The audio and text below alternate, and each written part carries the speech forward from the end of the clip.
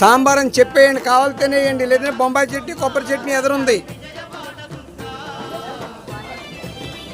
అమ్మా కొత్తకోట భవాని దిగమ్మా, నువ్వు ప్రసాదం దగ్గరికి రా తల్లి. నువ్వు ఉన్నకాడ ఎవరొకళ్ళు ఉంటారు. వెళ్ళ బాబు, నువ్వు వెళ్ళాలా?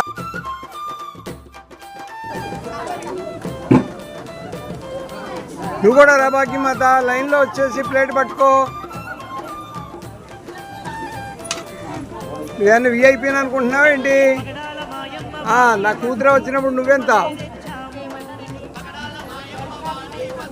సాక్షాత్తు మూలా నక్షత్రం.